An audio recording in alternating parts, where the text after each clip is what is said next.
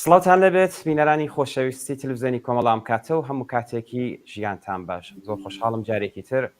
ڕاستەوخۆ لە تلویزیۆنی کۆمەڵەوە هاتوومەتەوە خزمەتان. ئەمڕۆ یەکشەممە 19 خاکە لێوەی 1430 هەتای بەرابەر لەگەڵ 7 ئاڤریلی 2024 زاینی. بەرنامەی ئەم شۆمان تەرخان کردو بە ئاڵوگۆڕەکانی ئەم دوانەی ناوچەکە. هەڵبەت ئێمە چیش دەخینە سەر دوو بابەتیان. یەکەمیان لەسەر هەڕەشەکانی کۆماری ئیسلامی بۆ سەر ئیسرائیل کە لە ڕۆژی سێنزە دەردا ئیسرائیل بە فڕۆکە جەنگیەکانی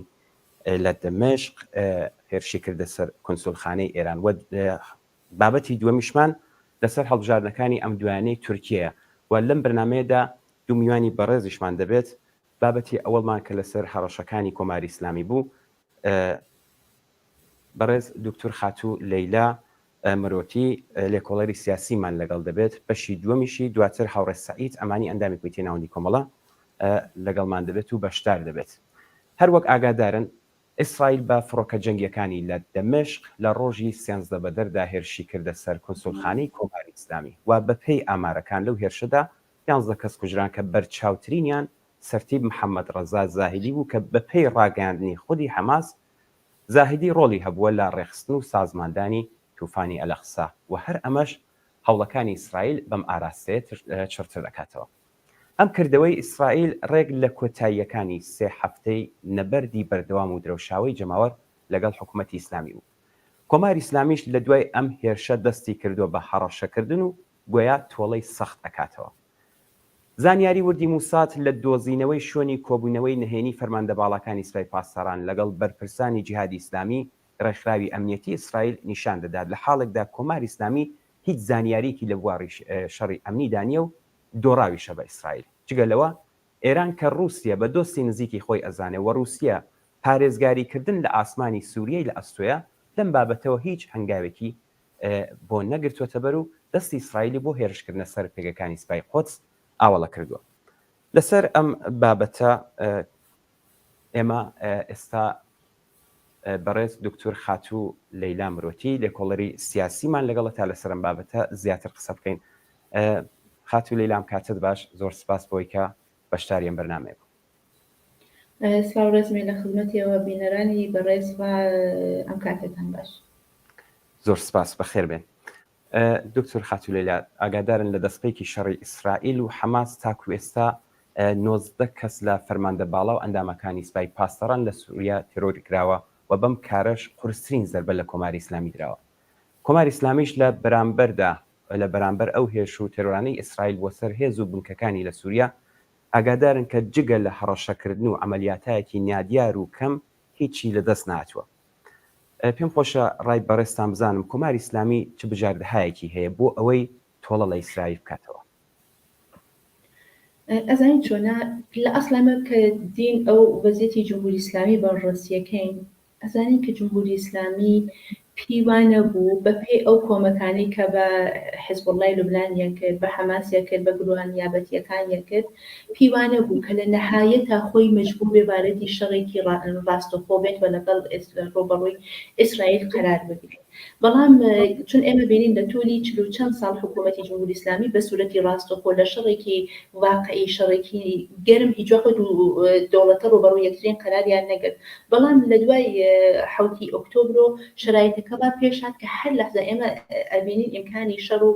پێکدادان لەبین ئەو دوو هێزە وجودی هەیە، لەبین ئەو دوو دەوڵەتە وجودی هەیە. ئەوەی کە ئیسرائیل ئەنجامیدا لە ئەسڵا نیشانیدا کە ئیسرائیل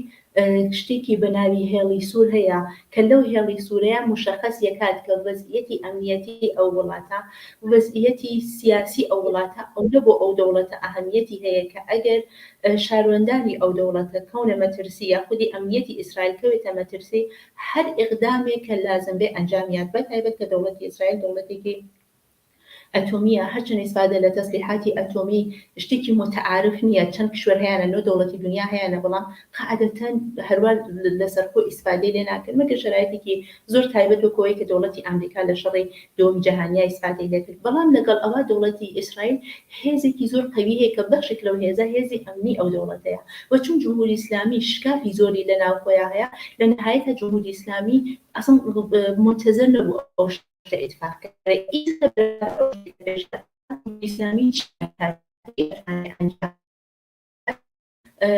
انتخابەکانی جمهوری ئیسلامی زۆر محدودە بێت بۆ دلیل انتخابەکانی محدودە بێت ئەوڵە لەباری هێز و ئەو دوو وڵاتە هێزێکی بەرابەریان نییە هاوسەنگیان نییە هێزی ئیسرائیل بە دلیل کە دەوڵەتێکی ئەتۆمیە قودرەتی دەوڵەتی کۆمەکی دەوڵەتی ئیالاتی متحدەی لە پشتا ناتوانێت ئێران باردی شەڕێکی مستەقیم بێت بەڵام ئێران بەپێ ئەو هەڕەشانەی کە کردیەتی خۆتی خامنەی هەڕەشەی کردا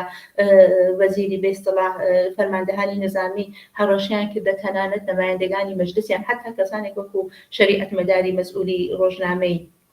کەیهان هەڕەشیان کردە بەڵام ئەو هەڕەشە چی ئەبێت من پێم وایە ئەو هەڕەشە شاید باتۆجبەوەی کە خەڵکی ئێران خۆیان لەژێر فشارێکی زۆران فشاری ئەمنیەتی لەسەر خەڵکی ئێران هەیە ئەو تەسەووریان هەیە کە خەڵکی ئێران کە ئەشی حکوومەت کارێ بکات چون هەر مدام قسە بکات و هیچ عەمەڵێک ئەنجام نات کولیەتی قودرەت و هێز و ئەمنیەتی دەوڵەتی جمهوری ئیسلامی ئەچێتە ژێر سوال ئیمکانی هەیە کە جمهوری ئیسلامی بە وەسیلەی نیابەتیەکانی چەندین ئیقدام ئەنجام بات ئیمکانی هەیە دەوڵەتی جمهوری ئیسلامی حتا موشکایەکیش بنێرێتە خاکی ئیسرائیل بەڵام ئێمە زانین کە گۆمبەدی ئاهەنینی ئیسرائیل ئەتوانێت بە شێوەیەک دفاع کات بە عملاً ئەگەر اتفاق پێشبێت جمهوری ئیسلامی حتا هێزەکەی چێتە ژێر سوال بەخشێک لەو کارێش کە جمهوری ئیسلامی تهدیدی کردە حتا فەرماندەی نظامی مشاوری نظامی جمهوری ئیسلامی باسی لەسەرکردەوەی کە حملەکەنە سفارەتخانەهای ئیسرائیل لە وڵاتەکانی کە ئەگەر ئەو شتە اتفاقکەوێ خۆی نەقزی کۆنڤانسیۆنی 1961 ڤیەنە کە بەرەساسی ئەم کۆنڤانسیۆنەکە کۆنڤانسیۆنی حقوقی دیپلۆماتیکە مسئولیەتی سفارەتخانەکان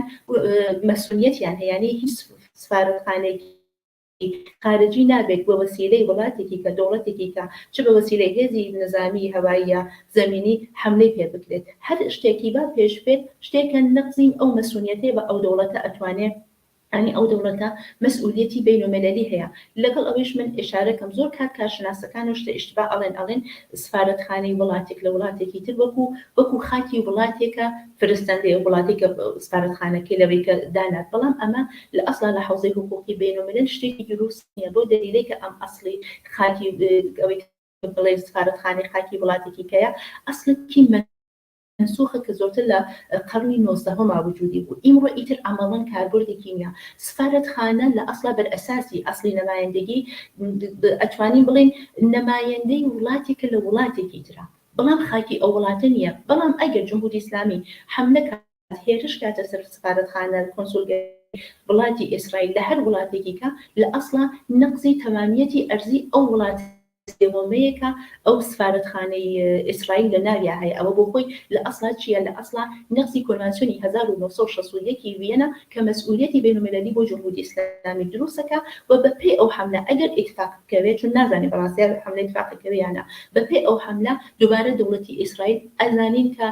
ڕیاکشنێک بە کۆنشێکی زۆر قەویتر و توندترە بێت و حتا ئیمکانی هەیە لەو وەزعیەتە واردی شەڕێکی غیری متعارف بن کە ئەمە ئەتوانی جمهوری ئیسلامی دووچاری مەترسی و مشکلاتێکی زۆرتر کات هەیە من بمایە کە باسی سفارەتخانەکان کەم ڕەنگە ناڵ ئیمکانی نییە شتێک اتفاقکەوێت بەڵام ئەو ئیمکانە کەم ڕەنگترە بەڵێ ئیمکانی هەیە جمهوری ئیسلامی ئیسفادە لە موشکەکان کە ئیسفادە لە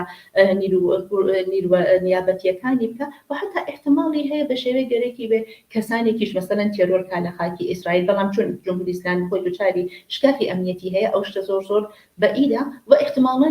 بە شێوەی تەبلیغاتی شەڕاکەزانی لە ڕسانەکان لە مەتبوعاتە جمهوری ئیسلامی زۆر گەورەیە کاتو کە ئێمە انتقامێکی سەختە سێنین بەڵام نازانین ئەگەر حتا ئێرادەیشی بێ نازانین چەندێک تواناوی ئیمکانی ئەوەی هەیە کە ئەو انتقامە سەختە عملیاتی بکات و لە نەهایەتە دوای ئەوە دووبارە دووچاری کێشە و قەیدانێکی تر نەبێت دەنگەتان نابیسم کاکەمیر دەنگەتان نابیسم دەنگم هەیە خاتی لەیلا زۆر باشە سپاس دەکەم بۆ ڕوونکردنەوە لەسەر ئەم کۆنسولخانە و سفارەت من هەرخۆشم بیستم پرسیار بکەم زۆر سپاس کە بۆ خۆتان ئاماژتان پێدا خاتو لەیلا دیارە خۆ بۆ خۆت باسی هەڕەشەکانت کرد هەر ڕۆژە و هەڕەشەکانیان جیاوازە تایبەتەن کە ئەمڕۆ ئەوەی کە بۆ خۆتان ئاماژتان پێدا کە هەفتا کۆنسولگەری هەیە و هەڕەشەی لەم هەفتا کۆنسولگەری ئیسرائیل کرد لە وڵاتانی هەفتا کۆنسولگەری من خەبەرم لەو شتە نیە تیادا کۆنسولگەریەکان خودی خۆیان وتیانە ئەمڕۆ لە میدیاکانی خۆیاندا من دەمێ پرسیارەکە ئەوە بپرسم کۆماری ئیسلامی هەرو جۆری کە بۆ خۆت کرد هەموو هەڕەشانێسان هەڕەشانەیە گەه بردە پێشێ چە تۆڵە بکاتەوە تۆڵەی سەخت چ بیکاتەوە چنی کاتەوە دیارە دۆڕاوی سەرەکیە بڕوای ئێوە خوێندنەوەی ئێوە چییە؟ ئێران دەبێت چی بکات چی نەکات دەستن؟ ئێمە یەک سوالمان بۆ پێش دێت ئەوی شوەیە کە ئێران لە ئەسڵات بە شوێن چییە؟ یعنی جمهوری ئیسلامی چی گەرەکە لەو وەزعیەتەی کە خۆی دروستی کردە خۆشی لە ناریا ماوەتەوە قەیرانێکە هەموو منتەقەی دروست کردا منتەقەی نائەمن کردا و لە عەینی حاڵیشا خۆشی لەنا ئەو قەیرانە گیری کردا. ئەوە مەسئلەی کێسەیە کە جمهوری ئیسلامی چی گەرەکە؟ ڕژیمی جمهوری ئیسلامی ڕژیمێکی ئیدۆلۆژیکگەرایە، ساختارێکی ئیدۆلۆژیکە، یعنی پێی وایە بۆ ئەوەی کە قودرەت و هێزی بێ حتمەن بەتایبەت لە باری سیاسەتی دەرەوە ئەشێ حتمەن ئەو قودرەت و هێزەی لەگەڵ چوارچێوێکی ئیدۆلۆژیکا تێکەڵ بیانی ڕوانگەیەکی ئارمانگەرایانەیە ئیدارگەرایانەیە بە ئیسلاحی رابطی بینالملل و لەو ڕوانگە ئارمانگەرایانە پێی وایە کە ئەو مەسئولیەتی ئەوەی هەیە کە یەک دنیا بکا بە موسڵمان، دوو دنیا بکا بە موسڵمانی شیعە، سێ ئەو دنیا موسڵمانە شیعەکە دروستیەکە لەژێر دەسەڵاتی خۆی بێ، چوار ئەو دنیا موسڵمانە ژێر دەسەڵاتی ئەوە حتمەنەژێ دوشمنێکی ببێت چون ناتوانێت بێ ئەو دوشمنە تەداوم پیاکەوە. ئەمەش مشخەزەی دەوڵەتایەکە کە دیکتاتۆرین سیستەمێکی ئیستبدادی تەمامیەت خاڵیان هەیە و گەرەکیانە لەو چوارچێوە دیکتاتۆریە خۆیان بمێنەوە. ئەمە مشخصاتێکی جمهوری ئیسلامی هەیەی بەپێ ئەو مشخصاتێکە هەیەی جمهوری ئیسلامی دنیای کردە بە دوشمنی خۆی و بەپێ ئەوە خەریکە حرەکەتەکە گروهانیابەتی دروست کردا قودرەتیان پێات ئیمکاناتی ماڵیان پێات قودرەتی نظامیان پێات بە سازماندەهیشیانەکات و لە نەهایەتە ئەو قەیرانی دروست کردا. زۆر باشە پێشێکم پرسیارەکە ئاراستی بەڕستانی بکەم من لەبیرم نەبوو لێرە بە بینەرانی ئازیز بمانیش دەتوانن لە ڕێگەی ئەم ژمارەیەوە لە ڕێگەی تۆڕی واتساپ دەتوانن بەشداری ئەم بابەتە بن ئەم باسە بن توانن پێیان بنێرن دەتوان ڕابۆچوونی خۆیان باس بکەن یاگە پرسیارێکیش بێمە لەگەڵ میوانی ئازیز دێخینە بەر باس و لێکۆڵینەوە. خاتو لەیلا خۆتان ئاگادارن شەڕی ئیسرائیل لەگەڵ حیزب الله لوبنان و حەماس لە غەزەدا ئێستا تەواو نەبووە خۆشان ئاماژتان پێدا و هەرواش بەردەوامە بەڵام وا دەچێت لەوە دەچێت کە شەڕیش لە نێوان کۆماری ئیسلامی و ئێرانیش ئیسرائیلیش هەڵگیرسێت. بەڕێستان بەڕای ئێوە بۆچی ئیسرائیل دەیەوێت کۆماری ئیسلامی ڕاستەوخۆ بێنێتە ناو مەیدانی شەڕەوە؟ من زۆر موافقی ئەوە نیم کە ئیسرائیل گەرەکی بە جمهوری ئیسلامی بێنێتە ناو شەڕ ڕاستیەکەی. من پێم وایە ئیسرائیل ئیتفاقاً گەرەکێتی ئەو وەزعیەتە کۆنترۆل کات و ئەوەی کە ئیسفادەی لێکات ئێمە بە ناوی بازدارندگی ناسین. بۆچی ئیسرائیل گەورەترین دوشمنەکانی یا مێژوویترین دوشمنەکانی تاریخیترین دوشمنەکانی وڵاتهای عەرەبی بوون کە لە دوای دروستبوونی ئیسرائیل لەگەڵ یا شەڕیان کرد. 1948 بینین 1956 بینین نەگەریشتوانەکەم 68 بینین 73 بینین نەگەریشتوانەکەم چەندانە شەڕی ئەسلیان بوو و لە زۆربەی ئەو شەڕانە دەوڵەتهای عەرەبی بوون لە زۆربەیانە شکستیان خوارد. بەڵێ لە دوای ئەوە هێشتا بەسەر و شکستانە دەوڵەتی ئیسرائیل حاضر بوو بەتایبەت ئەو بەخشە میانەڕۆی ئیسرائیل حاضر بوو کە لەگەڵ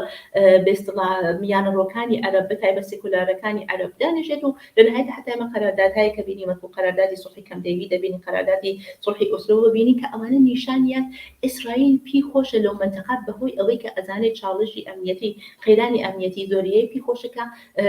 سوڵحێکی پایەداری بێ ئەوەی کە نەهێشتۆ سوڵحە پایەدارە ئیجاد بێ دەوڵەتی جمهوری ئیسلامیە. ئالەم وەزعیەتەیشە ئیسرائیل گەرەکێتی لە بازاڕەندگیەکی ئیسفادەکە ئەوە ئەتوانم ئەرسان کەم. منطقی ڕەفتاری ئیسرائیل ئەوەیە کە بە وەسیلەی ئەم بازاڕەندگیە ئیجازە نات ئەو شەڕە گەورەتر بێتەوە و منطقەکەی ئەوەیە کە ئەشێت بە شێوێک ئەو گروپە نیابەتیانەوە ئەوانەی کە بە شێوێک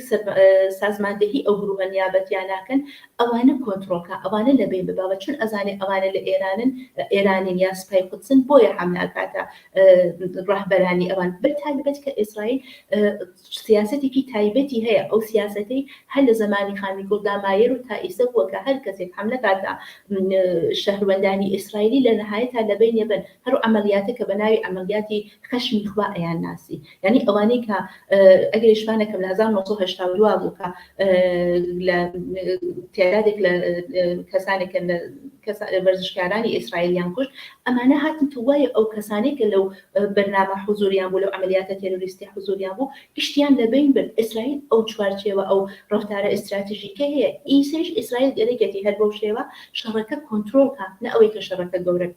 گەورەکات و بۆیە بەرخەلافی زۆر کەس کە پیان وایە ئیسرائیل گەرەێکی باردی شەڕێکی کە بێت من پێم وایە ئیسرائیل ئەزانێ ئێران ئەو توانایی نیە کە باردی شەڕێکی مستەقیم ببێت شەڕێکی دامەنەدار شەڕێکی مستەقیم نەکێشە و تەنەشێکە ئیسە هەیە بۆیە بۆ شێوە گەرەێکی بازاڕەندگیەک بۆ ئێران بۆ جمهوری ئیسلامی ئیجاد کا کە شەڕەکە گەورەتر نەبێتەوە پێم وایە کە ئەو شتە من وا ئەیبینم شاید جا نازانم میسە شاید زۆر کەس موافقی ئەو شتە نەبن بەڵام من وا ئەیبینم کە گەرەێکی بۆ شێوە کۆنترۆڵێک ئیجاد کا چون زانێ هەرچەندێک ئیجازە بە جمهوری ئیسلامی بێتە بەرۆ بێتە پێشۆ وەزیەتەکە بە زەرەری خۆی بێ بەڵام ئەگەر ئیسرائیل لەو بتوانێت ئەو وەزیەتە کۆنترۆل کاتوە ئەو نیروانە بە هەر حاڵ لەبین ببە ئەوانە کە تەئسیر گۆزارن لە سازماندەهی و ئیجادی ئەو وەزیەتە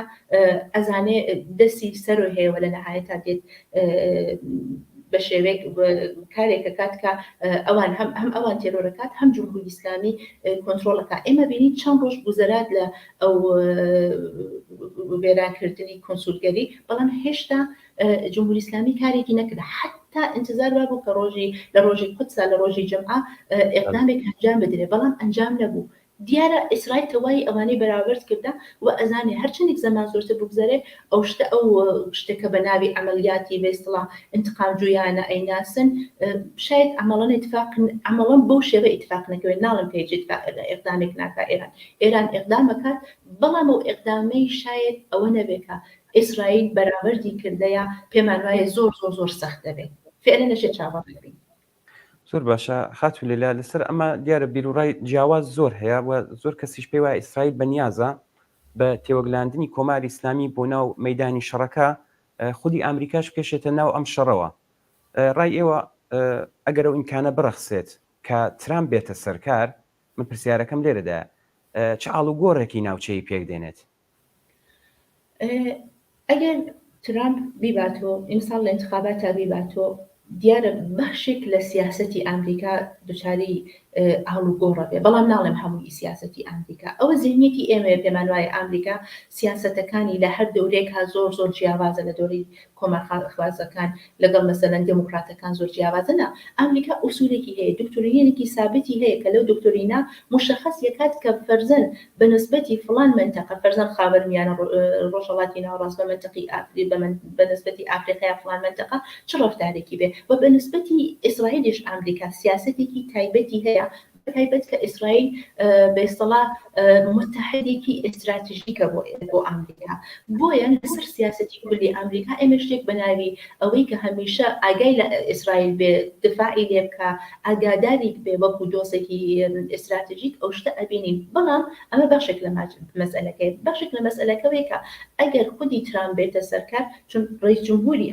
ڕئیس جمهوری ئەمریکا خۆ قدرەت و هێزێکی هەیە قدرەتێکی هەیە کە ناتوانین ئەوە لە بەرچاو نەگرین ئەگەر بێتە سەرکار حتما بەشێک لە بەشی دووەمی سیاسەتی ئەمریکا ئاڵوگۆڕی بەسەر دێت و ئەویش ئەوەیە کە خودی ترامپ هەم بە بەهۆی ئەو قدرەتەی کە ساختاری سیاسی پێعاد وەکو ڕئیس جمهور بە سوورەتی قانونی ئەتوانێت حمایەتەکانی لە ئیسرائیل زۆرتر کا وەکوی کە پوڵێکی زۆرتریان پێ بە وەکوی کە هێزێکی نظامی زۆر قدرەتێکی نظامی یا کۆمەکێکی نظامی باشترە بڵێن کۆمەکێکی نظامی زۆرتریان پێ بکە ئەمە باشێک لەو قدرەتەیە کە ترامپ وەکو ڕئیس جمهور هێتی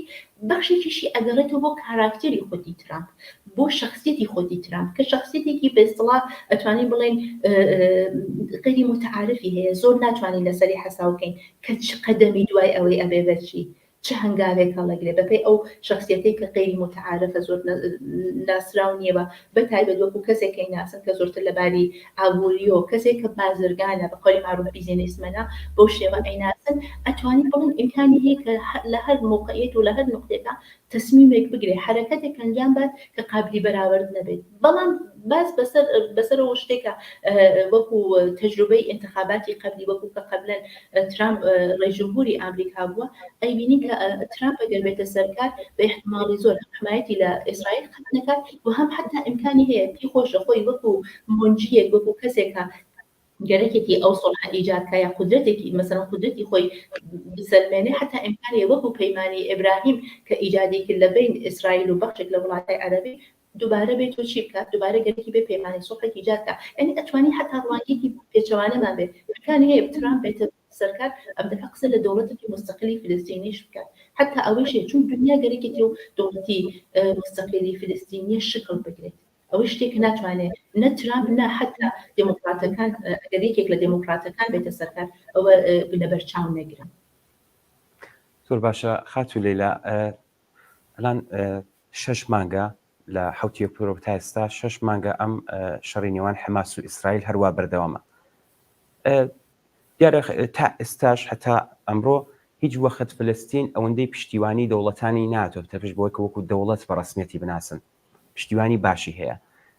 داهاتووی ئەو شەڕ بەڕێستان چۆنی دەبینن ئەگەر ئەم دوو دەوڵەتیە جێبەجێ بێت چ کاریگەریەکی لەسەر ناوچەکە دەبێت تایبەتەن لەسەر کوماری ئیسلامی چی دەبێت؟ ئایا کوماری ئیسلامی بۆی ئەگەر خودی فلستین وەکو دەوڵەت بناسرێت ئایا دەتوانێت دووبارە هێزێکی نیابەتی دیکە لەوێدا دروست بکاتەوە؟ من پێش لەوەی کە جوای ئەم سوالە ئاخرتان بەمۆ ئشارەت بەوەکەم ئاماژە بەوەکەم کە لە نەهایەت هەمەگەر چاو بین کولیەتی ئەو شەڕە هەر لە 1948 تا بە ئیمڕۆ ئەگەر چاوی لێ بکەین ئەزانین دەرەنجامێکی نییە حتا بەسەرەوەی کە ئەو شتە ئینسانە کوژان هەزاران نەفر لە دوو تەرەفەکە کوژان هەزاران نەفر ئاوارە بوون بە کێشێکی منتەقەی حتا جەهانی پێشاتە ئەو دەرەنجامێک نییە بەجوزەوەی کە دەوڵەتێکی مستەقلی فلستینی دروست کرێت یعنی دروستبوونی دەوڵەتێکی مستەقلی فلستینی هەرچەند زۆر سەختە لەباری ئاماڵی و لەباری ئەوەی کە چۆن ئەبینین نەخشەی ئیسرائیل یا فلستین ئیسرائیل و فلستین ئەسڵ دوو ناوی جیاوازەوە لە سەرزەمینەکە ئەگەر تمشنەکەین بۆ خۆی پەراکەندێکێکی تایبەتی هەیە هەرچەند زۆر سەختە کە ئەو دەوڵەتە مستەقلە فلستینیە دروست کرێت بەڵام غێری ممکن نییە ناتوانین بڵین ئەسڵن ئیمکانی نییە بە هەروە کە خۆتان وتان ئایسە زۆرتر لە هەر زەمانێک دنیا خواهانی ئەوەیە کە ئەو دەوڵەتە مستەقلە دروست کرێت حتا دەوڵەتی وەکو ئێسپانیا پێدرۆ سانچێز خۆسوەزیری ئێسپانیا ئەگەر ئیشپانەکەم هەفتەی پێشوو بوو باسی لەسەرەوە کرد کە ئێمە دەوڵەتی مستەقلی فلستینی بە ڕسمیەت ئەناسین لە داهاتوو حتا قەرار لە مانگی ژوئێن باسی لەسەر دەوڵەتێکی مستەقل بیناسن توای ئەوانە نیشانیات کە ئیمکانیەوەی هەیە کە ئەو دەوڵەتە دروست کرێت ئێستا حمایەتێکی بینالمللی بێت چون مەخسوسن ئێستا کەزانین فلستین کورسیی نازری لە سازمانی ملل هەیە کورسی نازری هەیە حەقی غەینی ئەوە حەقی نەزارەتی ئەوە شتێکی مهمە بەڵێ تەئسیرەکەی لەسەر ئیسلامی چیە بێت ئەگەر ئەو شتە تشکیل بێت ئەوڵ پێتان بڵێم دەوڵەتی مخالفی تەئسیسی دەوڵەتێکی مستەقلی فلستینی جمهوری ئیسلامی بووە ئەگەر لە ناو ئیسرائیلەکانە بەخشی بێسەڵا ڕادیکاڵی ئیسرائیلەکان جناحی ڕاست و ئفراطی بۆ حزبی بوون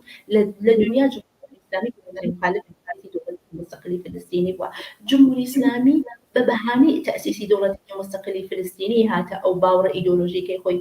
پەرەی پێدات بناوی گروههای نیابەتی و سەختاری بێسەڵا ئیدۆلۆژیک و گروههای پرۆکسی و ئەوانە ئەگەر ئەو دەوڵەتە تەئسیس بێت جمهوری ئیسلامی یا مەجبورە بێ گروپێکی کە دروستکار گروپای نیابەتی هەروەک کارێکی خەریکە لە سوودانە ئەنجامیە ئێستا خەریکە لە سوودانە کۆمەکات بۆی ئەو گروههای نظامی و نظامی بەششی سوودان ڕوودەڕووی یەکتری قەراریاندا هەتا نیرو ئەنێرۆ تەسلیحاتی نظامی بۆیان ناردەوە شتێکە حداقل ڕسانەکان باسی لەسەرەکەن بەس لە یەک تەرەفە جمهوری ئیسلامی گەرەێکی لە گروپایەکی نیابەتی کە دروستکە چون باسی جمهوری ئیسلامی بکات لەناو قەیرانە زیندوو بکات و لەناو قەیرانە ژیان بکات و هەروەش سەتحی منتەقەی و جەهانیە دروستکات بەڵام تەئسیرەکەی لەسەر خەڵکی ئەبێت ئەمە شتێکی زۆر گرنگە دەوڵەتێکی مستەقلی فلستینی دروستکرێت یعنی جمهوری ئیسلامی سیاسەتی ئەسڵی لەگەڵ شکستدا بووە شکست لە سیاسەتی دەرۆ هەنی شکست و ناکاوی لە سیاسەتی ناوخۆ سیاسەتی ناوخۆی هەمیشە سەرکوب بووە هەمیشە لە بێنبردنی ئازادی و حقوق و مافی خەڵک بووە لە شەرایطێکە کە خەڵک لەباری ئابووری زۆر مشکل زۆر دوچاری مشکل و کێشە هەن جمهوری ئیسلامی تەسویرتان هەیە بەڵێ فەرموو لەو شەرایطە کە وەزیری خەڵک شتێکی خۆشیە جمهوری ئیسلامی قدرت و هێزی اقتصادی و ئابووری خۆی خەریکە بە گروپای نیابەتی خەرجەکات ئەگەر ئەو شتە ئیتفاقکەوێ چەندێک مەشروعیەتی لەدەستا ئەوەیتر مەشروعیەتی لەدەستا چون ئەو سیاسەتانێک چەند ساڵە بەهۆی ئەوە پۆڵی خەڵکی لەبۆی بە هیچ یعنی لە ئەسڵە لە پۆڵی خەڵکی ئێران ڕۆیشتە لەو خەڵکە ڕۆشتە کە ئیمڕۆ بەرەساسی و ئامارانەی کە خودی نەهادهای ناوخۆی جمهوری ئیسلامی مەطرحیەکەن برسێتی فەقر مشکلاتی ئابووری مشکلی کارەوە دەها مشکلی تر تەواوی خەڵکی گرتە ئەوە بەخشێک لەو تەئسیرەیە و بەخشێکی ئەوەیە کە خەڵک امیدوارە خەڵک ئەو ئاسۆخە دڵی خەڵکە ئێمەش ئەتوانین ئەو ڕژیمە بە شێوەیەک ئاڵوگۆڕی بەسەرا ایجادکەین و بیگۆڕین یعنی تەسیسی دەوڵەتێکی مستەقلی فلستینی من پێم وایە ڕێگا بۆ خەڵکی ئێران نازەکاتە ئەوانیش دەرباز ساختارە دیکتاتۆری کە لە ئێرانە بە وجود هاتەوە جمهوری ئیسلامی شکلی پێدا و معنای پێداوە تەداومی پێیا کردا ئەویش دەتوانێت ئەو ئاڵوگۆڕە ایجاد کات. زۆر باشە خاتولیلا من ئەگەر بکرێ و پرسیارە بە کورتی جواب بدەنەوە من لە سەرەتای بەرنامەکەدا ئێشارەیەکم بە رووسیەش کرد پێم باش بوو لەسەر رووسیەش هەرو جۆری کە من لە سەرەتا باسم کرد دیارە خۆ پارێزگاریکردنی ئاسمانی سووریا رووسیا زۆر بەراحەتی دەیتوانێت بیپارێزە بۆ ئێران خۆی بە یەکێک لە دۆستە نزیکانی رووسیا ئەزانێ ئایا بۆچی رووسیا نەیتوانیوە ئایا نایەوێت بی ئەم کارە بکات بۆ پارێزگاریکردن لە حزب و بنکەکانی سوپای قودس سوپای پاسداران ئێوە ئەگەر بێن ڕابطەی رووسیا و ئیسرائیل بە ڕۆسیەکان ئیسرائیل و رووسیا پەیمانی ئەمنیەتیان بووە جا من دەقیق لەبیرم نییە چەند ساڵ لەمەوە پێش بەوە لە نزیکە مەسەڵەن لە بینی ساڵی 2015 تا 2022 گەریشتوانە کەمێکی کلو ساڵانە پەیمانی ئەمنیەتیان بووە کە بە پێی ئەو پەیمانە ئەمنیەتیە هەر کامێکیان هەم هێڵی سووری خۆیان ناسی هەم بە شێوە گەریکیان بۆ مەنافعی ئەوەی کە تەئمینکەن مە ئەیزانین کە ئەو پەدافەندی هەواییە بێستڵا ئەو سامانەی پەدافەندی هەواییە کە ئەتوانێ لە خاکی سووریا حمایەت کە ئەگەر بێستڵا نیروهای نظامی ئەگەر تەسلیحاتی نظامی هەوایی واردی ئەو محدودەی دەوڵەتی سووریا بوون لە ئەسڵا پەدافەندی هەواییەک وای ئەوانە لەبین ببا بەڵام بەدەستکەوێ بەدەست دەوڵەتی رووسیا بۆچی دەوڵەتی رووسیا ئیسادەی لێ نەکا بەو دلیلەی کە دەوڵەتی رووسیا زۆرترین بێستڵا سوود دەبات قازان جەبات بۆ ئەوەی کە ئەو شەڕە گەورە بێت و بێ بە شەڕێکی حتا منتەقەی و زۆر لە وڵاتهای دنیای تێبەردا زۆر سادە ئەرسانەکە رووسیا بۆ خۆی ئیسە دەرگیری شەڕی ئوکراینە ئیسە لە حاڵی حال کە مەسئلەی ئێران و بێستڵا ئیسرائیل هاتەتە گۆڕێ ئەسڵی مە ئەبینی مەسئلەی ئوکراین کە مەسئلەیەکی زۆر ئەمنیەتیە بۆ ئوروپا گوم بووە لە وەزیە لەو شرایطە گوم بووە بە ئەسڵان دیار نییە ئەوە نیشانی ئات کە بۆ رووسیا زۆر ئەهەمیەتی هەیە کە ئەو شەڕەپەڕی پێ بدرێت بە خاطرەوەی کە هەر چەندێک بە هەر دلیلێک غەرب ینی ئەمریکا ینی ئیتحادی ئوروپا بە متحدی ئەوان ینی ئیسرائیل دەرگیری کێشە و قەیران بن لەو تەرکۆدەسی رووسیا بازە کە بتوانێ نیروی نظامی خۆی زۆرتر بباتە ناو ئوکراین هێز لە کێ بسێنێتەوە هێز لە غەرب بسێنێتەوە لەباری ڕەوانی لەباری ماڵی و نظامی هێز لەوان بسێنێتەوە چون ئەوان مەجبورن ئەو هێزە لەکوێ خەرجکەن بۆ ئیسرائیلی خەرجکەن یا لەگەڵ گروپە نیابەتیەکان ئەو هێزە خەرجکەن ئەوە بە سوودی رووسیا بێت یعنی بەخشێک لە ساختاری رووسیاش خارجەوە کە باسی قودرەتی نظامیە ساختارێکی ئیدۆلۆژیکیشە یعنی رووسیا پێی خۆشە ئاغای پوتین پێی خۆشە خۆی بدرێنێتەوە بۆ ئەو دەورانەی کە وەکو دەورانی ئەحیای ئیمپێراتۆری تێزارەکان رووسیا ئەیناسین یعنی خۆی وەکو به اصطلاح پترێکی کەبیری جدید دەناسێ وەکو ئیوانی مەخۆفێکی جدید دەناسێ وەکو تێزارێکی رووسیا ئەناسێ لە قاڵبێکی جدید لە شکل و شەمایەتێکی جدید بەڵام پێی وایە کە وەزیفەی ئەوەیە کە ئەو قودرەت بێنێت بۆ ناو رووسیا و ئەحیاگەری ئەو قودرەتەی رووسیا بێت ئەم بەشێکی ئیدۆلۆژیکە بەڵام ئەم بەشە ئیدۆلۆژیکە لەگەڵ چی تێکەوە لەگەڵ مەسایلی ئستراتێژیک تێکەوە ئەوەی کە گەرەکی نابێت ناتۆ بچەسبێ بە رووسیا و ئەوەی کە ئەزانێ ترسی هەیە لە ناتۆ ئەوەی کە پێی وایە لەبارەی تاریخی و منطقی ئوکراین نەتەنها ئوکراین بەشێک لە وڵاتانی ئەوروپای ئەمانە متعلقن بە رووسیا و گەرەکێکی دووبارە ئەوانە بێستەڵاح تێکەڵکات و لە خاکی خۆی و حتا جملەی ئاخرم ئەرسانەکەم حتا بە شێوەیە کەسانێک وەکو مەسەلەن مێدوێدێف قسەیان لەسەرەوە کە دەکرد لازم بێ ئێمە لە تەسلیحاتی ئەتۆمیش ئیسپاداکەین یا هەڕەشەی زۆریان لە مثلا ئوکرانیا هەتای ئوکرایی کە دەکەوای ئەوە نیشان هەرچەندێک شەڕی بینی ئیسرائیل و ئێران زۆرتر بێ شەڕی نیابەتیەکان زۆرتر بێت سوودی رووسیە بۆیە رووسیا ئەو بێستەڵاح بە سوورەتی ئێرادی گەرەکی نابێ ئاگای لە ئاسمانی سووریا بێت کە لە ژێر دەسەڵاتێتی من پێم وایە بەشێک لەو کۆمەکانە بەشێک لەو بێستەڵاح ئیتلاعاتی ئەمنیەتیە لە ئەسڵا رووسیا کە ئەگەێنێت ئیسرائیل ئەگەێنێتە ئەو وڵاتانێکە لەگەڵ جمهوری ئیسلامی اختلاف و کێشەیان هەیە. بەڵێ زۆر سپاس بۆ بەڕێز دکتۆر خاتولیلا مرۆتی لێکۆڵەری سیاسی بۆی کە بەشداری بەرنامەی ڕاستەوخۆی تلویزیۆنی کۆمەڵە بوون. سپاس بۆ بەشداریتان. زۆر سپاس. بەڵێ ئازیزان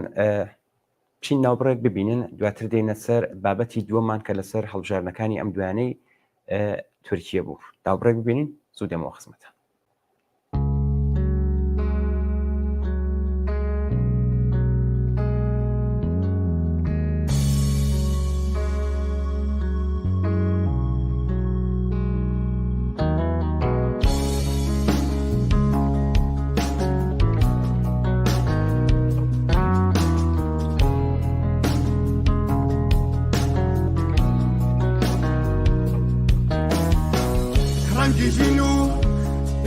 داد هەروەری ناچێ لە یادم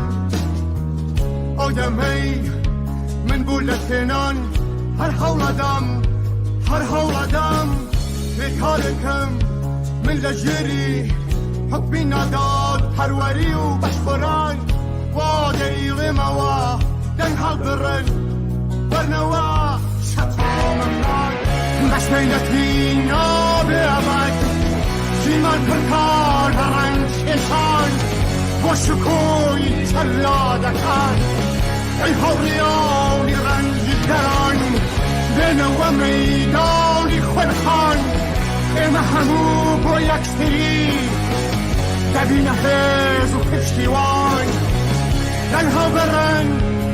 هەڵبڕن وەرنەوە شەقامەکان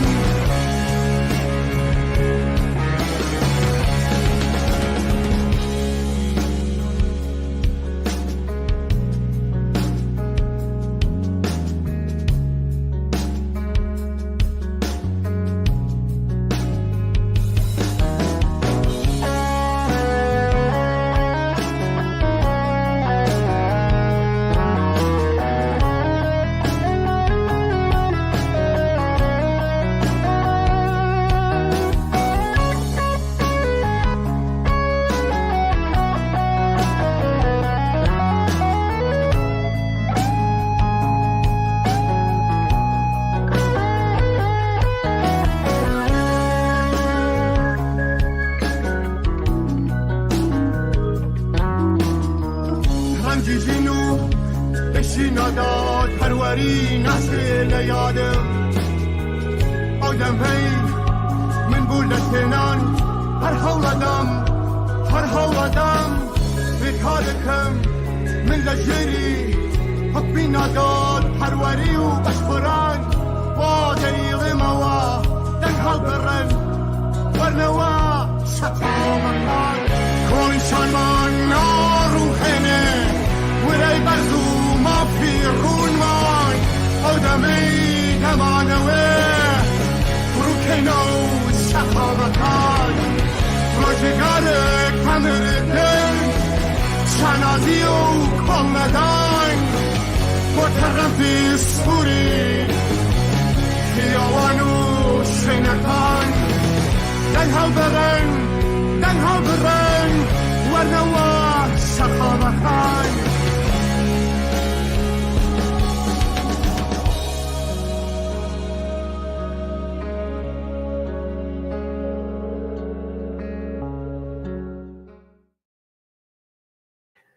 بەڵێ زۆر سپاس بۆ هاوڕانی بەشی ئۆتاق فەرمان.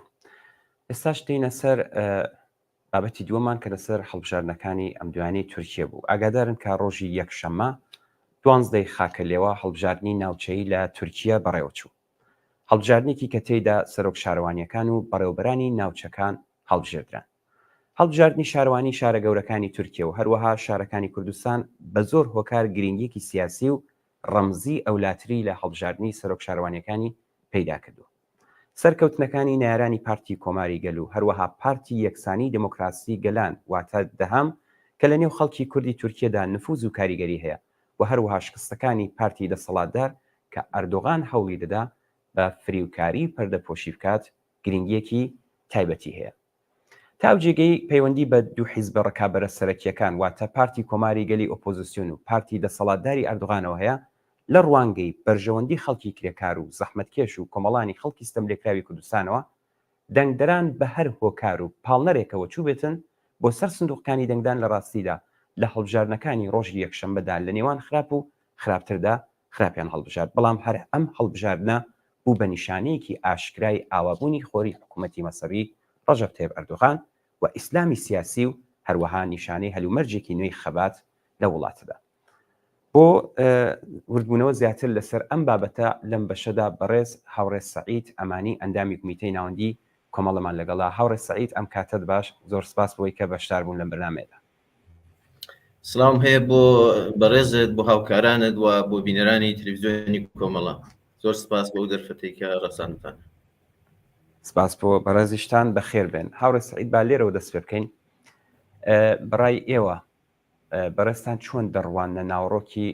هەڵبژاردنێکە لەم دوایانەدا لە تورکیا ڕوویدا؟ لا پێشێکێکەدا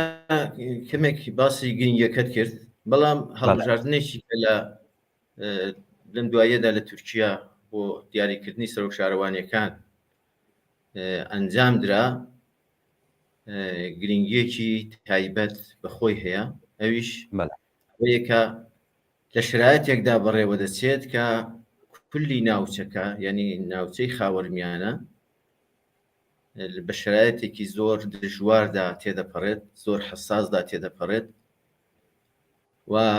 بزوتنەوەیەکی شۆڕژێرانەی کۆمەڵایەتی قوڵ کە بەرەو ئەوە دەڕوات کە بناغەکانی ڕژیمێکی دیکتاتۆری ئیسلامی لە ئێران هەڵتەکێنێت و لە ماوەی ساڵ و نیوێک بەردەوامی خۆیدا زۆر دەستکەوتی بەدەستێناوە.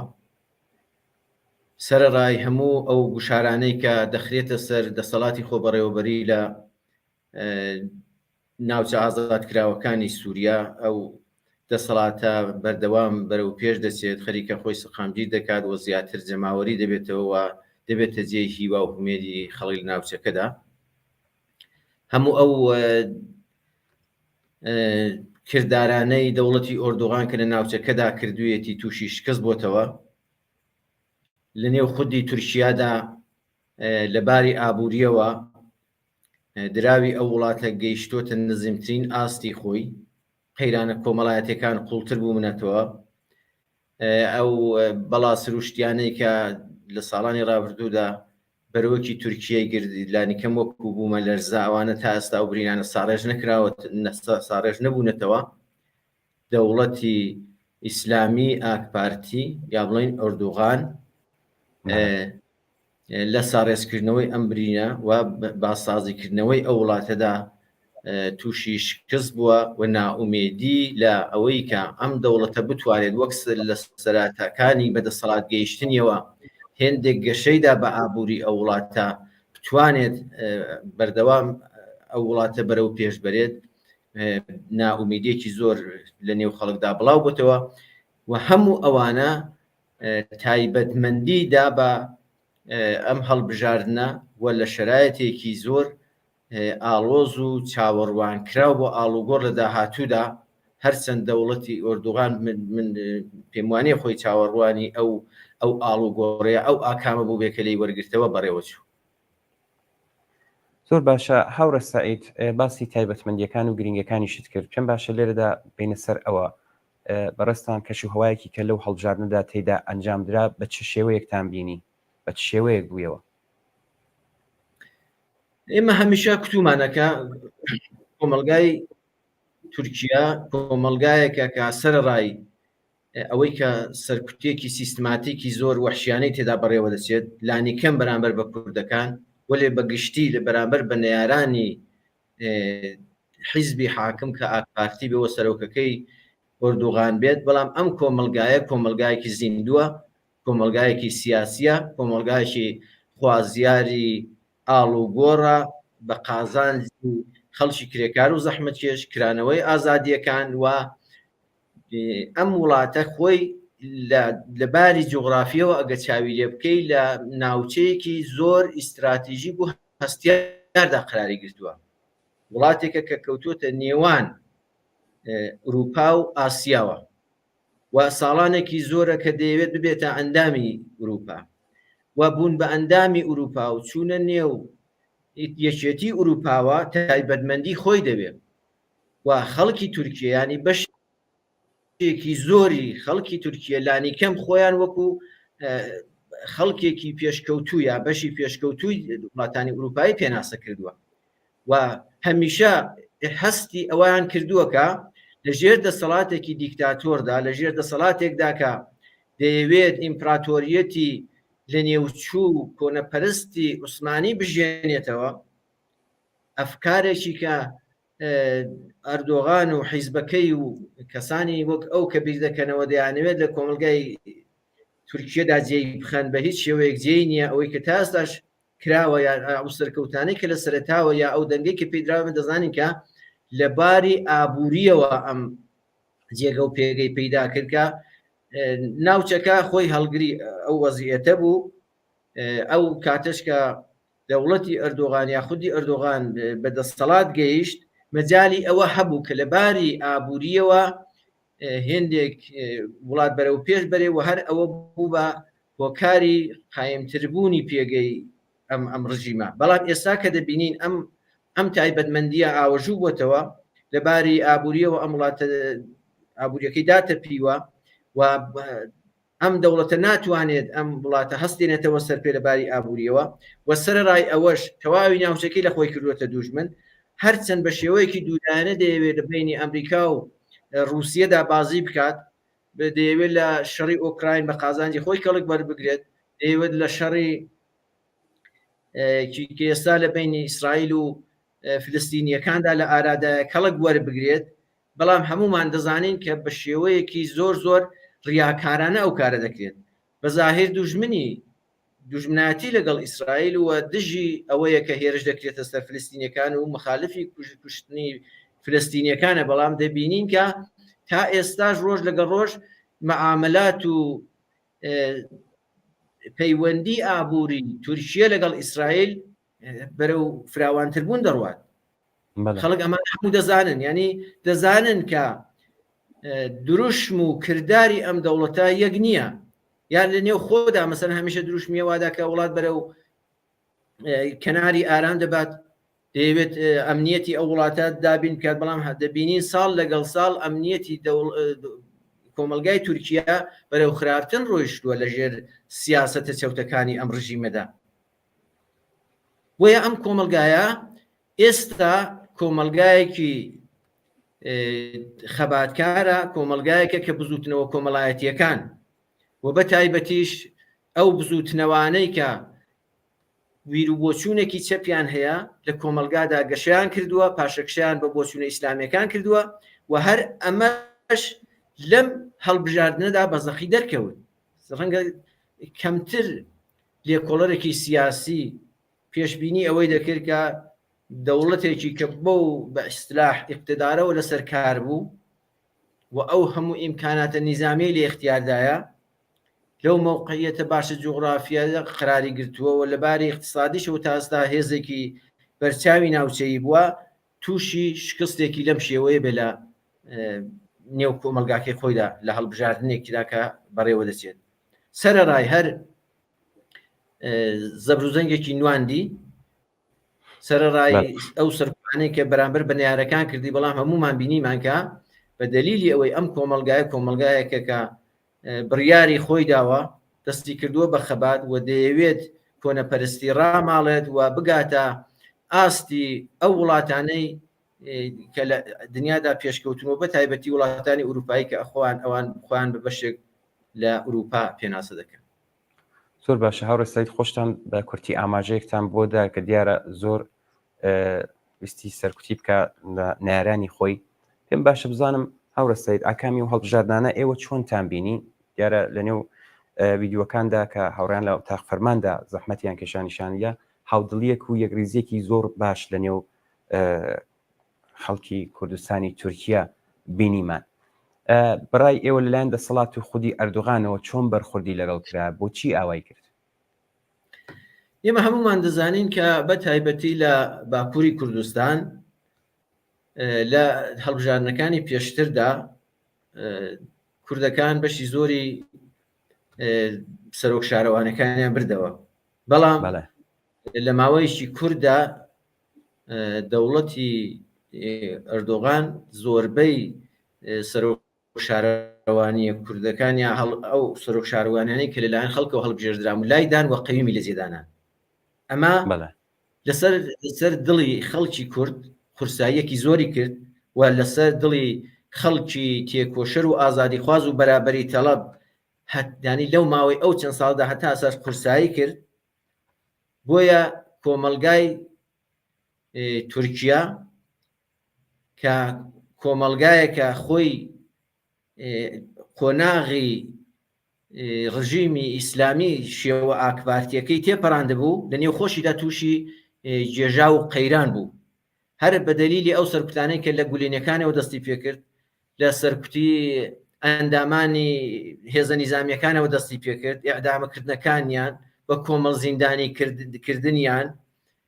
سەرکوتی بێڕەحمانەی نێرانی خۆی و بە تایبەتیش ئەو ڕوبەڕوو بڕوانەی کە لە شارەکانی وەکو ئیستانبول و شارە گەورەکان ڕوویدا، هەموو ئەوانە بەزەرەدی ئاکبارتی شکانەوە. هەمومان دەزانین کە لە زۆربەی شارە گەورەکان سەرۆک شارەوانەکانی لەدەستدا، زۆری هەوڵدا کە سەرۆکی شارەوانی ئیستانبول بەدەست بێنێتەوە، بەڵام بە شکستێکی زۆر ئابروبەرانەترەوە لێ هاتە دەرێ. سەرۆکی شارەوانی پێتەختی وڵاتەکە ئەنکارای لەدەستدا، زۆربەی سەرۆک شارەوانە گرنگەکانی بە ڕەقیبەکەی کە حیزبی کۆماری خوازەکانی گەل بێت دۆڕاندی، ولا باکووری کوردستانیش سەرڕای هەر فریوکاریەکی کردی، سەرڕای هەر چاواشەکاریەکی کردی، سەرڕای هەر سەرکوتێکی کە لەو ماوەیەدا بەرامبەر بە خەڵکی تێکۆشەر و ڕاپەڕیوی کوردستان کردی، بەڵام شکست هێنا. ئێمە دەزانین کە لە شارێکی وەکو وان کە عەبدوڵڵا زەیدان وەکو کاندیدی دەمپارتی یا وەکو کاندیدی خەڵکی ئەو شارە بەشی زۆری دەنگەکان یا بڵێن 51% دەنگەکانی بەدەستێنا، لە حاڵێکدا ڕەقیبەکەی 25% دەنگەکانی بەدەستێنا بوو کە سەر بە پارتی دەسەڵاتدار بوو، واتە پارتی ئاکپارتی. بەڵام زۆر هاسان لە یەکەم ڕۆژی ڕوونبوونەوەی ئاکامی هەڵبژاردنەکە زەیدانیان لادا و کاندیدەکەی ئاکپارتیان دانا. ئەمە یعنی لێرەدا ئینسان پرسیارێک دێتە زەینەوە، ئایا واقعاً دەوڵەتی ئوردوغان ئەوەندە لە خۆباییە یا ئەوەندە ناسیاسیە یا ئەوەندە دوورە لە کۆمەلگاکەی کە ئەکسولعەمەلی خەڵک ناخوێنێتەوە یا پێی وابوو بەسەریدا زاڵ دەبێت. ئەوە بوو دوای ئەم حرەکەتە خەڵک لە بەهانەیەک دەگەڕان و پیان وابوو ئەگەر لەوێ پاشە کشە بکەن لە شوێنەکانی دیکەش سەرۆک شارەوانەکانی لێوەردەگیرێتەوە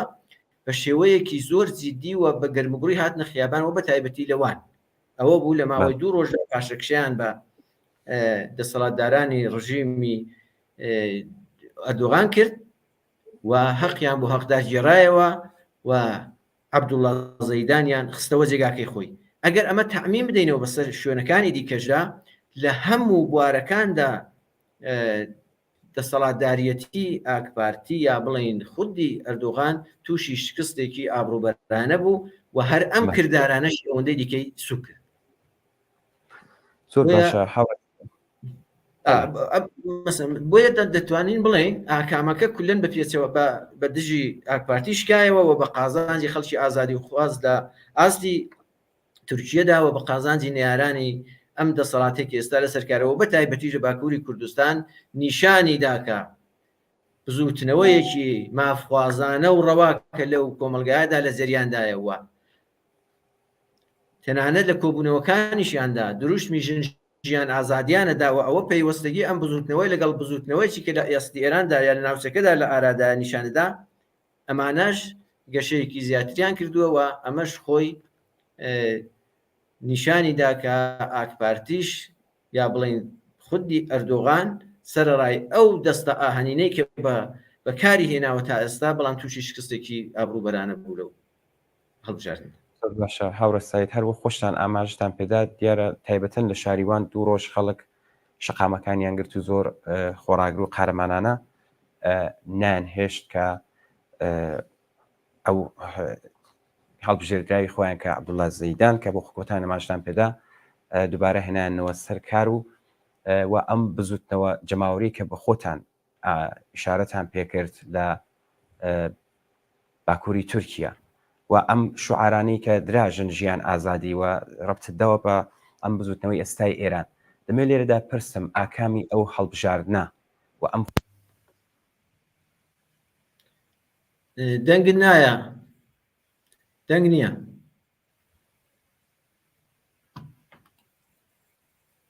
دەنگ قەتە بوو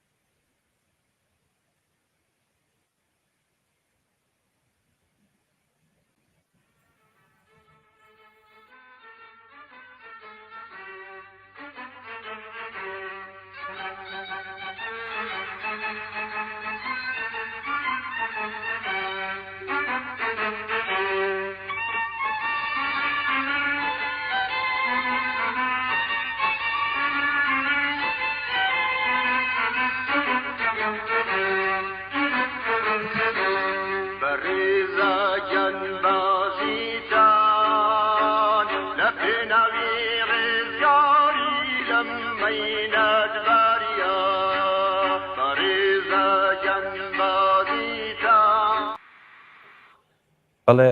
بە داوای لێبوردن لە بینەرانی عزیز و هەروە میانی بەڕێزمان هاورە سعید ئێمە کێشەیەکی تەکنیکیمان بواتە پێش هاورە سعید من نازانم تا چوە پرسیارەکەمانت گوێ لێ بوو بەڵام هەر دووبارەی دەکەمەوە هەرو جۆرەی کە بۆ خۆتان لە قسەکانتاندا ئاماژتان پێدا ئەم بزوتنەوە ڕەوایی کە لە باکووری کوردستان هاتوۆتە شەقام و دەنگی ئازادی خوازی و دەنگی ڕەوای خۆی دەبێتەوە ارتباطتانداوە بە بزوتنەوەی ئێستای ئێران بەڕێستان ئاکامی ئەو هەڵبژاردنانە و کاریگەری لەسەر خەڵکی تورکیا چۆن دەبینن و تایبەتەن لە ناوچەکە بەگشتی ئێمە هەمومان دەزانین ئەگەر حیزبی ئاک پارتی یا بڵێن ئەردوغان زۆربەی کورسیەکانی ببردایەتەوە سەر و شارەوانەکانی ببردایەتەوە ینی ببڵین وەکو حیزبی براوە هاتووە سەر و دەرکەوتبا مەترسیەکی زۆر گەورە لەسەر ناوچەکە هەبوو بەڵام بە بڕوای من ئەمە بۆ چوونی خۆمە ئاکامی ئەم هەڵبژاردنە تا ڕادەیەک ئەم مەترسی کەم کردوێتەوە چون ئەمە تقریبان بڵین هێزێکی یا بڵین ورەیەکی تایبەتی و بەر نەیارانی دەوڵەتی تورکیە لە ناوچەکەداوە بە تایبەتیش لە هەرێمی کوردستان لە ڕۆژاوای کوردستان لە ڕۆژهەڵاتی کوردستان کە هەمیشە و دایم دەوڵەتی تورکیە وەکو دەوڵەتێکی سەرکوتگەر چاو لێ دەکرا و مەترسیەکانی ڕۆژ لەگە ڕۆژ زیاتر بوو بۆ ئەوەی کە هێرش بکاتە سەر ڕۆژاوای کوردستان وە ئەو دەستکەوتەی کە لێوێ بەدەست هاتووە لە نێوی بەرێت بە بڕوای من ئەم مەترسیانە کەمتر بوونەتەوە ورەی خەڵکی ناوچەکە بەرز بوو بەرزتر بووتەوە بەرامبەر بە هەڕەشەکانی دەوڵەتی تورکیا ڕۆحیەی جەریاناتی کۆنەپەرستی سەرکوتگەر و خوێنڕێژ لە ناوچەکەدا کە لەلایەن دەوڵەتی تورکیەوە پشتیوانی دەکران ئەمانە هەموو ڕۆحیان لە دەست داوە و دەبێتە باعیسیەوەی کە لە داهاتوودا وردە وردە هێزیان لێ هەڵوەرێت بە بڕوای من ئەو مەترسیەی کە لەسەر ڕۆژئاوا هەبوو ڕۆژانی ڕۆژاوای کوردستان ئەوەی کە ئەگەری هەیە دەوڵەتی تورکیا هێرش بکاتە سەری داگیری بکاتوانە تا ڕادەیە ڕەویوەتەوە بۆ دەڵمەوە دەوڵەتی تورکیا ئێستا بۆمان دەرکەوتووە کە تووشی قەیرانێکی قوڵی کۆمەڵایەتی بۆ لەناوەوە تووشی قەیرانێکی ئابووری بێ سابقە و یا بێوێنە بۆ لە ئاستی تەمەنی دەوڵەتی تورکیەدا یان لاقل لەم دەیانەی دواییدا وە هەموو ئەوانە دەبێتە باعیسیەوە کە ئەم قەدەر قودرەتیەی ئەردوغان و دەوڵەتەکەی سەرەڕای ئەوەی کە ڕەنگە گەورەترین هێزی نێو پەیمانی ئاتلانتیکی شومالی ناتۆ بێت بەڵام ئوبوهەتەکەی شکاوە و ناتوانێت لە داهاتوودا ئەو قەدەر قودرەتیە بنوێنێت ناتوانێت بۆ کوجاران ئەو هەڕەشەیە بێت لەسەر دەوڵەتانی ناوچەکە چون هەمومان دەزانین کە بەرەو ئەوە دەڕوات کە خۆری داهاتووی دەسەڵاتی سیاسی ڕژیمی ئاکپارتی یا خودی ئەردۆغان و هاوبیرەکانی بەرەو ئاوابوون دەڕوات بە دڵنیاییەوە لە هەڵبژاردنەکانی داهاتوودا پاشەکشەی زیاتریان پێدەکرێت. ئەگەر ئەم حیزبانەی کە ئێستا وەک براوە سەرۆک شارەوانەکانیان بردوێتەوە بتوانن خزمەتێکی باش لەباری ئابووریەوە بە خەڵک بکەن، ئازادیە کۆمەڵاتیەکان دابین بکەن و بتوانن لەمپەرێک دروستکەن لە بەرابەر ئەو سەرکوتگەریانەی کە تا ئێستا دەوڵەتی ئاکپارتی کردوێتی. ئەگەر ئەمانە لە کۆمەلگای تورکیەدا ڕووبدا کە بە دڵنیاییەوە ڕووەدا چون سەر ڕای ئەو هەموو زەبر و زەنگا دیتمان کۆمەلگا بەرە و کرانەوەی زیاتر ڕۆشتووە، ڕۆشن بیربوونی زیاتر ڕۆشتووە، سیاسی بوونی زیاتر ڕۆشتووە، داخوازیەکانی لە داخوازی ڕەوتە چەپەکان و خەڵکی کرێکار و زەحمەتکێش نزیکتر بووتەوە و ئەوە لە داهاتووشدا هەروە دەبێت. بۆیە من پێم وایە ئەم هەڵبژاردنە ئاکامێکی زۆر ئەرێنی هەبوو بە نیسبەت ناوچەکەوە. ئەویش یعنی ڕستان هاورە سعید پێتان وایە ئەردۆغان و هاوبیرانی لە داهاتوودا تووشی قەیرانی زیاتر دەبێت یا دەتوانێت خۆی بگرێتەوە؟ بەدڵنیاییەوە من دەڵم ئەو مەجای لە دەستدا ئەو دەیەوێت ئەو دەیەوە و کارە بکات، چون هەر ئێستا کەوتۆتە بیری ئەوە کە ڕاپرسیەک بکات بزانێ بۆ ئەم شکستەی خواردووە، خەسار ناسی بکات لە ڕابطە لەگەڵ هەڵسوکەوتی، لە ڕابطە لەگەڵ مەسلەی دەسەڵاتداری. ئەمەش بۆ ئەوەیە کە بیر خۆی بگرێتەوە. بەڵام تاقی کراوەتەوە هەروەک ئەوەی کە لە نێو ئێراندا مەسلەی دەسەڵاتدارێتی ئیسلامی تاقی کراوەتەوە. ئێستا دەبینین کە خەڵک چاڵوێستێکیان هەیە بەرامبەر ئەم ڕژیمە. لە تورکیە شەروە ئەم دوو ڕژیمە تقریبان بڵین هاوشێوەن، ڕەنگە یەکیان هەرێکی بە شێوەیەک، دوو جەریانی کۆنەپەرستی ئیسلامی، یەکیان شیعە یەکیان سونی، بەڵام هەرکیان دوو ڕوانگەی زۆر کۆنەپەرستانە و دژی ئینسانیان هەیە. ئەمیان بۆ پەرەپێدانی ئیسلام لە ئاستی ناوچەکەدا زیندووکردنەوەی ئیمپراتۆریەتی ئیسلامی بە نەوعێکی دیکەوە، ئەمیشیان بە نێوی زیندووکردنەوەی ئیمپراتۆریەتی عوسمانی و هێنانەوە ژێر دەسەڵاتی ئەو وڵاتانی کە لی جیابوونەتەوە. ینی شتێکی کە ئەسڵ لەم سەردەمەدا باوی نەماوە، شتێکی کاروەک. بەڵام بەرحاڵ ئەمانە دوو جەریانی کۆنەپەرست بوون کە نەخشەکانیان ئەوەیە. ئەمەیان ئێستا دەبینین لە ئاستی ناوچەکەدا تەنانەت زۆر بە شەرمیشەوە دەوێت خۆ بکاتە خاوەنی ئەو هێزە نیابەتیانی کە تاسا شەڕیان بۆ دەکرد و ئەمەشیان لە داهاتوودایانی وەکو دەوڵەتی تورکیە بێت هەر ئەو چارە نووسەی بەسەر دێت. بە بڕوای من هەوڵی ئەوەدا کە خۆ بگرێتەوە. بەڵام من پێم وایە ئەوە نەزەری منەکە سەرەتاکانی پاشەکشەی زیاتری بیر و بۆچوونەکانی دەسەڵاتداریەتەکەی و ئەو نەخشە و پیرانانەی کە بوویت بەرەو پاشەکشی زیاتر و ئاوابوونی ڕۆژی گەش و پێشکەوتنی حیزبێکی وەکو حیزبی ئاکپارتی بووە. زۆر باشە هاورە سەعید، من خۆم پرسیارێکم نییە. خۆتان ئەگەر دەزانن ئاماژە دەتوان بدەن بە شتێک کە نەتانوتوە بتوانن باسی بکەن فەرموو. وڵا ئەوەی کە پێویستە بەرحاڵ ئێمە ئێستا کە ئاڵوگۆڕەکانی ناوچەکە دەبینین، ینی لە ئاستی ناوچەکەدا چاو ئاڵوگۆڕانی لە ئێران ڕوەدەن، چاو ئاڵوگۆڕانەی کە ئەم ڕۆژانە لە تورکیەدا دەیبینینەوە هەمومان ئەحساسی شادمانی دەکەین و تەحسینی ئەو خەڵکە بوێرە دەکەین لە بەرامبەر ئەم سەرکوتگەرە ڕژیمە سەرکوتگەر و داپڵوسێنەرەدا. بەس ئەمەش خۆی لە خۆیدا ناتوانێت ینی بە شێوەیەکی مێژووی یا ئێمە دەست لە سەر دەستدانین ئەو شتانەی کە باسی دەکەین پاشەکشە بکات، دەستی لە ناوچەکە کورد بێتەوە، هەڕەشەکانی کەم بێتەوە. ئەمە لە شرایەتێکدایە کە خەڵکی ناوچەکە لە جاران زیاتر یەکگرتوو بن، ئاستی خەباتیان شێوازی خەباتیان لێک هەڵپێکن، ناوەرۆکی خەباتەکان هەروەگەوەی لە ڕۆژاوی کوردستان دەیبینین، لە ڕۆژهەڵاتی کوردستان دەیبینین، لە باشووری کوردستانی حرەکەتێکی لەو شێوەیە بکەوێتە ڕێ و لە باکووری کوردستانی دەزانین کە حرەکەتێکی جەماوەری زیندوو بە تایبەتی لە ناوچە کوردیەکان هەیە و لە ئاستی تورکیەشدا هەیە. بیر و باوەڕەکان هەموو لێک نزیکن، هەموو تقریبەن لە بۆچوونی چەپەکان و لە خەڵکانێک کە خوازیاری ئازادی و یەکسانی و بەرابەری ئینسانەکانە نزیکە. و ئەگەر ئەم خەباتانە لێک هەڵپێکرێ، نزیکایەتی زیاتریان پێکەوە هەبێ، وەکو ئێستا دروشمەکان لە ئێران و لە تورکیەوە یەک تێکرار دەبنەوە، ئەوە نیشانەی پشتگیریکردن لە یەکترەوە، نیشانەی لێک هەڵپێکرانی ئەم خەباتەیە. ئەگەر لە داهاتوودا بتوانین زیاتر و پتەوتریکەین بە یەقین ئەو شتانەی کە باسمان کردێتە دی.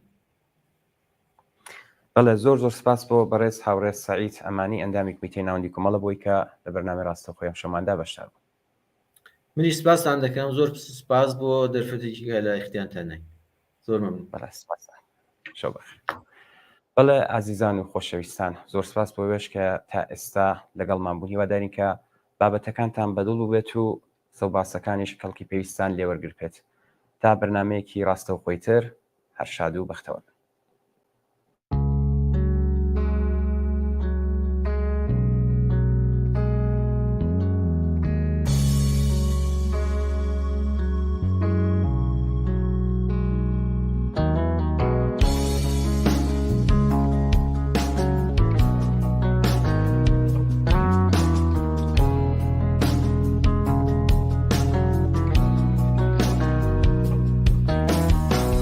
رنگیزینو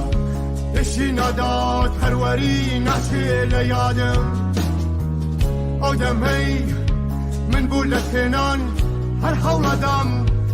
حولدم بکارکم من لجری حبی نداد هروری و بشبران واقعی غموا دن حال برن برنوا شطام امران مشمیلتی نابی امک زیمان پرکار و رنج کشان با شکوی چلادکان ای حوریانی رنج دران بنو میدانی خودخان ای محبوب و یکسری دبین حیز و پشتیوان دنها برن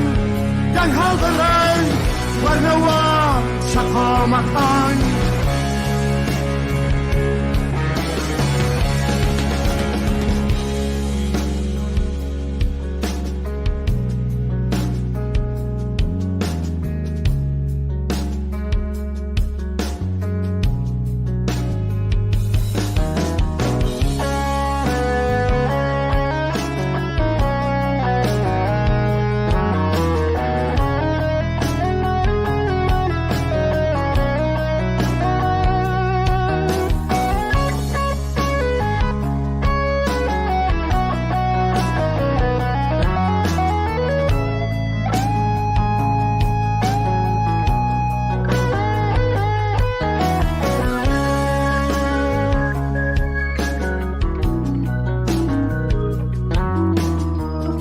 رنگیزینو بشی نداد پروری نسی لیادم آدم هی من بولتنان هر حولدم بکارکم من لجری حبی نداد پروری و بشبران واقعی غموا دن حال برن ورنوا شطامکان کنشان من ناروخنه ولی برزو ما پیرون من آدمی دمانوه روکنو شقامکان روزگار کمر دل شنازی و کامدان با طرف سوری خیاوانو شنکان دنها برن ورنوا شقامکان